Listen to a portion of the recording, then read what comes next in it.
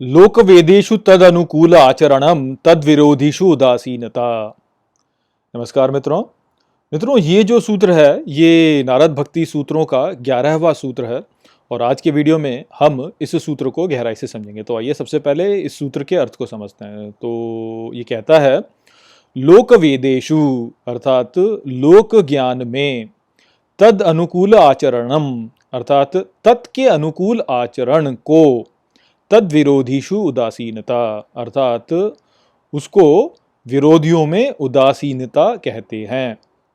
तो यहाँ पर इस सूत्र में नारद मुनि कहते हैं कि लोक ज्ञान में जब व्यक्ति तत् के अनुकूल आचरण करता है, तत् से यहाँ पे क्या अर्थ है? ओम तत्सत आपने मंत्र सुना होगा, तो उसमें क्या है? ओम जो है वह सत्य है, तो तत् जो होता है उसको ओम कहा गया है। तो लोक ज्ञान में ओम के अनुकूल आचरण विरोधियों में उदासीनता है।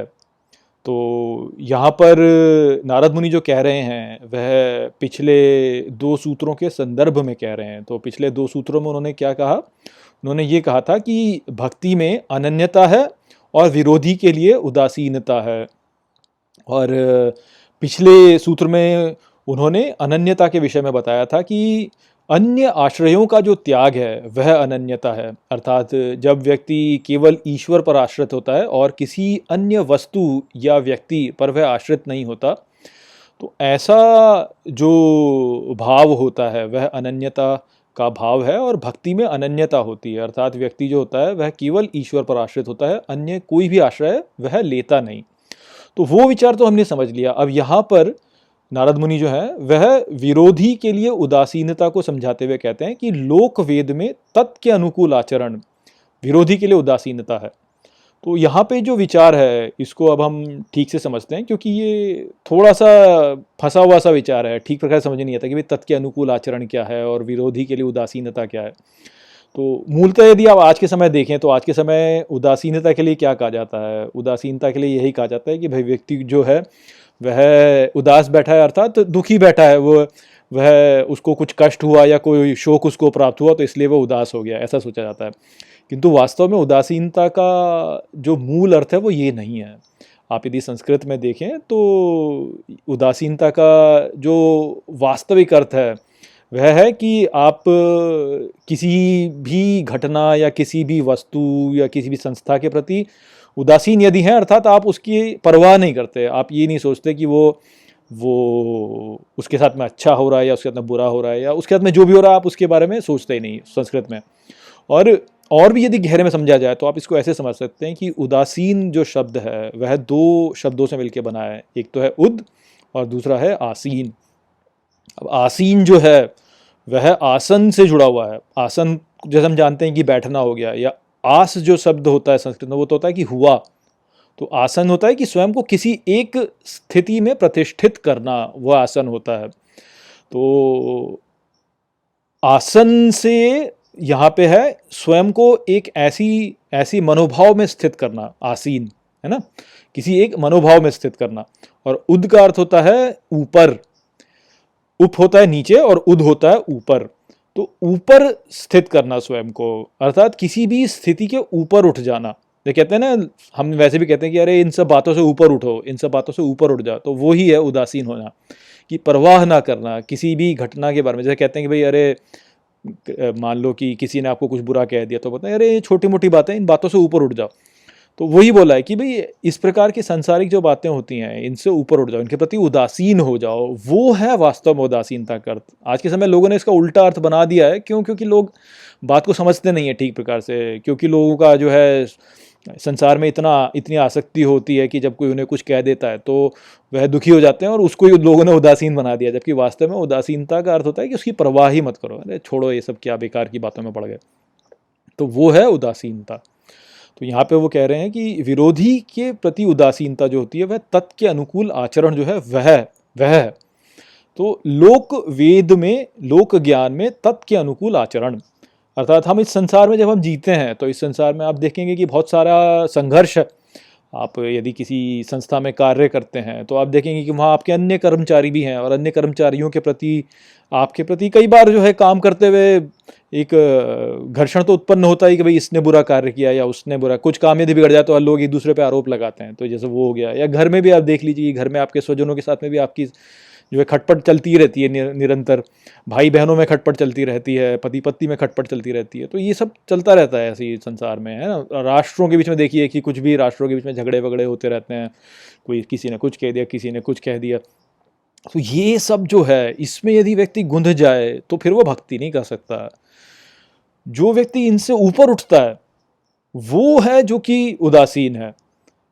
तो तत् के अनुकूल आचरण से अर्थ यहाँ पे यह है कि व्यक्ति ईश्वर के प्रति ही सोचे और किसी के प्रति सोचे ही ना। तत्, ओम तत्सत। तो वो जो तत् है, जैसे कि हमने उपनिषदों में भी देखा है कि तत् बोला जाता है, तत्त्वमसि जैसे बोलते हैं, तो वो तुम हो।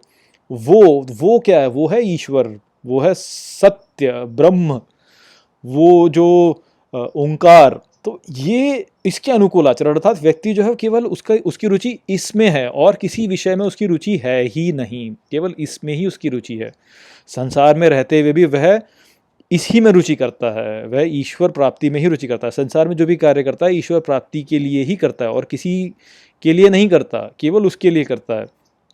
तो तत् के अनुकूल आचरण वो वाला आचरण है। और इसको और भी गहराई में हम समझ सकते हैं कि देखिए, जैसे विरोधी बोला ना, विरोधी, तो विरोधी कौन होता है? जिसके प्रति हमारी स्पर्धा हो, या जिससे हमारा घर्षण हो, या जिससे हमारा कोई झगड़ा हो, वही विरोधी होता है।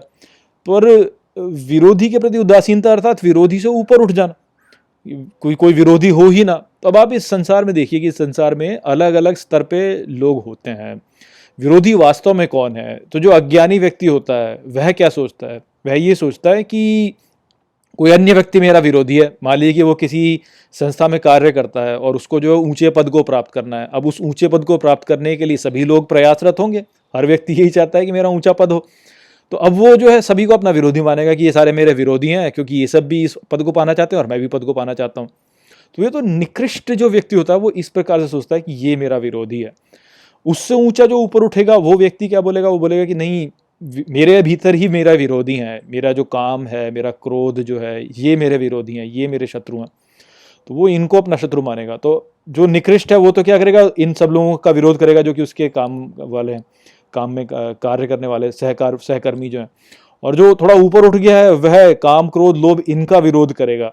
किंतु जो सर्वोच्च वाला है वह बोलता है कि मेरा कोई विरोधी है ही नहीं, वास्तव में कोई मेरा विरोधी है ही नहीं। वो सबको स्वीकार कर लेता है। तो उस स्तर पे जाने वाला जो व्यक्ति होता है वह है जो कि तत् के अनुकूल कार्य कर रहा है, जो सब कुछ को स्वीकार कर लेता है, उसमें द्वैत है ही नहीं। क्रोध का विपरीत क्या होता है? करुणा। तो वो क्रोध और करुणा दोनों को ही स्वीकार कर लेता है एक साथ। काम का क्या, कामना जो है उसका विपरीत क्या होता है? कामना का विपरीत होता है कि कुछ भी कामना ना होना, कामना का ना होना। यदि कामना न हो तो भी वास्तव में संसार में कार्य नहीं हो सकता, क्योंकि एक कामना तो फिर भी आपको चाहिए ना, ईश्वर को प्राप्त करने की कामना तो चाहिए ही।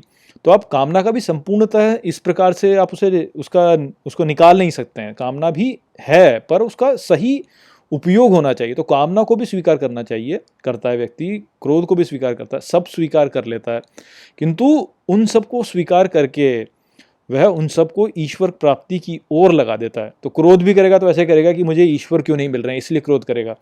या कामना करेगा तो ईश्वर को प्राप्त करने की कामना करेगा। लोभी भी होगा तो ईश्वर की प्राप्ति के प्रति लोभी होगा ऐसा व्यक्ति। तो वो कुछ भी विरोध नहीं करता है वास्तव में, केवल अपनी शक्ति को तत् की प्राप्ति की ओर लगा देता है।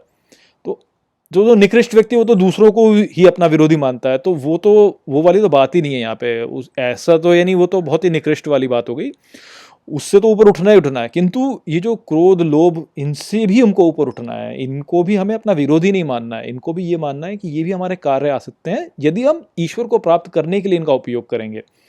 वास्तव में हमारे साथ में काम क्रोध लोभ क्यों हमें कष्ट देते हैं? वो हमें कष्ट इसीलिए देते हैं क्योंकि हम उनको स्वीकार नहीं करना चाहते। हम ये मानने को तैयार ही नहीं कि हमारे भीतर क्रोध उत्पन्न होता है, हम ये मानने को तैयार ही नहीं है कि हमारे भीतर कामना उत्पन्न होती है। अरे भाई, जब कोई व्यक्ति है तो उसमें क्रोध तो उत्पन्न होगा, मन में होता है उत्पन्न, ऐसा नहीं है। परंतु उसका सही दिशा में यदि आप उसको चलायमान कर दें तो फिर वो आपके ही काम आता है। तो ये तत् के अनुकूल आचरण है कि व्यक्ति के सभी कार्य जो होते हैं लोक में भी और वैसे भी जो भी कार्य होते हैं, सब तत् को प्राप्त करने के लिए चले जाते हैं। विरोधी के प्रति उदासीनता इस प्रकार से उत्पन्न होती है जब व्यक्ति इन सब से ऊपर उठ करके, ये जो सभी सांसारिक वस्तुएं हैं, क्रियाएं हैं, इन सब से ऊपर उठ करके वह अपने सभी क्रियाओं को तत् को प्राप्त करने में लगा देता है। तो उसका जो आचरण होता है वह केवल ओंकार, ओम, ईश्वर, तत् जो भी आप बोलें उसको प्राप्त करने में ही लगता है उसका सारा समय। इसके अतिरिक्त उसका और अन्य किसी भी विषय में उसकी कोई आसक्ति नहीं होती है, उसका कोई उसमें उसकी रुचि नहीं होती। तो इसलिए सांसारिकता से तो वह ऊपर उठ जाता है, उदासीन हो जाता है, ऊपर उठ जाता है और तत् अनुकूल आचरण करने लगता है, ईश्वर को प्राप्त करने का आचरण करने लगता है। तो वैसे व्यक्ति का कोई विरोधी नहीं होता, फिर वो सभी की का उपयोग करता है ईश्वर की प्राप्ति में। तो ऐसे सहज व्यक्ति जो हो जाए, जो कि परवाह ही ना करे, इसकी किसी भी की परवाह ना करे, जो वो वास्तव में भक्ति कर रहा है। जो निकृष्ट व्यक्ति है वो तो ये सोचता है कि मैं अच्छा हूँ, दूसरे बुरे हैं, तो ऐसे में वो कोई भक्ति नहीं कर रहा है। क्यों? क्योंकि वो तो मैं अच्छा हूँ, दूसरे बुरे हैं, तो विरोधी हो गए। थोड़ा और ऊपर उठेगा तो बोलेगा कि मैं उतना अच्छा व्यक्ति नहीं हूँ क्योंकि मेरे अंदर काम, क्रोध और लोभ है। वो एक ऊपर उठ गया है व्यक्ति, किंतु अभी भी जो है इन सबसे ऊपर नहीं उठ पाया। अभी भी उसके भीतर जो है ये जो बातें ये उसको परेशान करती हैं अभी भी। और इससे भी जो ऊपर उठ जाएगा, जो कि इन भावनाओं को भी, काम, क्रोध, लोभ के भावनाओं को भी वास्तव में अपना शत्रु नहीं मानेगा, बोलेगा कि इनका भी उपयोग मैं कर सकता हूँ ईश्वर के लिए की प्राप्ति के लिए, वह सर्वश्रेष्ठ है। वो है वास्तव में जो कि भक्ति कर रहा है, सबका उपयोग कर रहा है ईश्वर की प्राप्ति में। कुछ भी मिले उसको, कुछ भी मिले, हर चीज को जो है वो जो है ईश्वर की प्राप्ति में लगा देता है। तो वो भक्ति कर रहा होता है, अच्छा हो चाहे बुरा हो, कुछ भी हो। जैसे नहीं, संसार में तो अच्छा बुरा होता है ना, उसके लिए कुछ अच्छा बुरा है ही नहीं वास्तव में, जो भी कुछ है बस ईश्वर के लिए, ऐसा सोचता है वो व्यक्ति। तो जो ऐसा करता है वह भक्ति को पाया है। तो ये संदेश यहाँ पे इस सूत्र में था। आशा करता हूँ कि मैंने इस सूत्र को आपको अच्छे से समझा दिया होगा। चलिए इसी के साथ इस वीडियो को यहीं पे समाप्त करते हैं। नमस्ते।